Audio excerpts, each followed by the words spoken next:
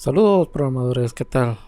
Me da mucho gusto saludarlos una vez más en un nuevo video, una nueva serie de videos que para mí este tema es muy súper importante, que un programador debería conocer porque, bueno, sobre todo para los programadores que venimos del lado backend, de que utilizamos mucho la información, guardar datos, eh, conocer, tener los conocimientos fundamentales o básicos de un motor de base de datos, que ya hoy en día ya es muy recurrente y es muy frecuente, que en las empresas utilicen motores de base de datos. Entonces, el objetivo de esta serie de videos es dar a conocer cómo es el motor de base de datos, cómo trabaja en sí, o sea, en lo que yo me voy a enfocar es en el motor que yo utilizo, que bueno, es MariaDB, pero tiene mucha similitud con MySQL. Bien, y bueno, ¿qué es lo que vamos a ver en esta serie de videos?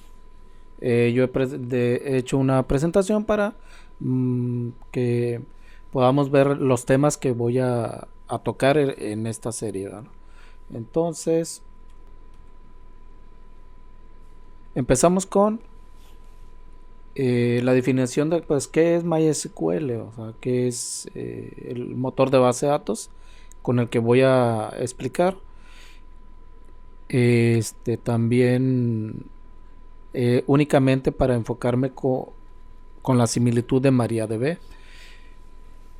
Y después de eso vemos que son los motores de almacenamiento en estos dos lenguajes SQL, ¿verdad? O sea, MariaDB y MySQL o MySQL contienen diferentes motores de almacenamiento, y esto lo vamos a tratar. Y bien, de ahí pasamos a la instalación de MariaDB, donde lo descargamos, y después para instalarlo en Windows, en nuestro caso Windows con la versión 10. Y posteriormente voy a explicar brevemente qué gestor de base de datos utilizamos para nuestros ejemplos, que en este caso es Heidi SQL. Seguimos para explicar y crearemos algunas bases de datos como punto inicial. Después de manejamos la propia base de datos, creamos las tablas dentro de las bases de datos, y una vez creadas las tablas haremos algunos tipos de usos de sus comandos. Vamos a hacer algunos ejemplos, vamos a trabajar con alter table, con el uso de drop, el uso de modify y el uso de add o agregar.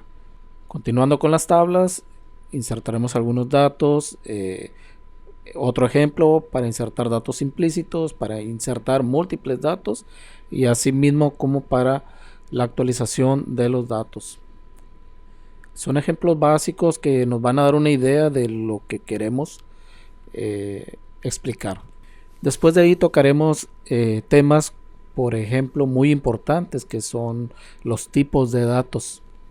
Tipos de datos, en este caso vamos a tratarlos por grupos, que vienen siendo los numéricos, como son el tiny y sus derivados, el int o entero, los tipos de datos real, las famosas cadenas o string, que son char, varchar y text, cuáles son las diferencias y en qué podemos aplicarlos. Continuamos con los tipos de datos, y en este caso también veremos el tipo de datos de fecha o tiempo. Ahí vamos a tratar de tocar los temas de estos tipos de datos que estamos mostrando. Otros tipos de datos también que vamos a platicar va a ser el tipo de datos blue y sus derivados, que son el medium blue, long blue, etcétera, el JSON también, y el booleano. Después de ahí nos pasamos para hacer algunas sentencias SQL, nuestras primeras sentencias, y utilizar algunas de las opciones que nos da el lenguaje SQL, con el que podemos trabajar, y algunos ya estamos familiarizados, ¿verdad? Si venimos de otros lenguajes, como por ejemplo Visual Force Pro, y vemos la forma de aplicarlos aquí en este motor de base de datos. Después nos pasaremos a los operadores de comparación, operadores igual, no igual, mayor, menor, mayor igual, menor igual, así como los operadores de tipo null, is, ein y like. Seguimos con los operadores lógicos, también eso vamos a ver un poco de ello. Las funciones numéricas, vamos a dar unos ejemplos sencillos, básicos de estos tipos de funciones que nos servirán como punto de partida. También algunas otras funciones que me gustaría tocar, a ver si nos alcanza el tiempo con la serie de videos para por lo menos utilizar las funciones de contar, agrupar y concatenar, y ya veremos si nos alcanza el tiempo para estas dos últimas, que también son igual de importantes. Las funciones con fecha y tiempo, haremos algunas operaciones matemáticas con fechas y con tiempo. Después tocaremos el tema de las relaciones, que también es otro punto muy importante, como por ejemplo relación de 1 a 1 o las famosas llaves foráneas, relación de 1 a mucho o relación de muchos a muchos. Después nos pasamos a los temas de el uso de join, la unión de tablas, o sea, trabajar con varias tablas en una sola consulta, por ejemplo con el inner join, left join, right join, y así sucesivamente. Después nos pasamos a las opciones de las vistas y las queries. Vamos a crear vistas, vamos a crear queries, que son opciones que nos da como tipos de archivo almacenados que poseen el gestor de base de datos. Nosotros podemos echar mano de ello, o sea, porque sirve de mucho, y créanme que es súper importante estos temas de las vistas y las queries, sobre todo las vistas. Ok, y vamos a seguir con el tema de las transacciones. Vamos a crear algunas transacciones como ejemplos básicos. Después veremos el tema de los procedimientos almacenados. Este también es un tema súper importante que hay que dar a conocer. Hay que tomarnos un tiempo para poder conocer estos temas, porque se utiliza mucho en un motor de base de datos. Vamos a crear procedimientos, y vamos a crear procedimientos con parámetros. Hablaremos un poco de los triggers, qué es un trigger, cómo mostrar un trigger y para qué sirve un trigger. Después de ahí quiero explicar un poco cómo podemos importar y exportar una base de datos, cómo podemos importar una tabla de otros tipos de archivo como Excel, cómo podemos exportar con Heidi una base de datos, o sea, cómo hacer un backup con el gestor, y algunas tips de cómo exportar extractos de información de consultas en Heidi. Y finalmente vamos a ver unos ejemplos de cómo hacer unos respaldos de las bases de datos, por ejemplo por línea de comandos MySQL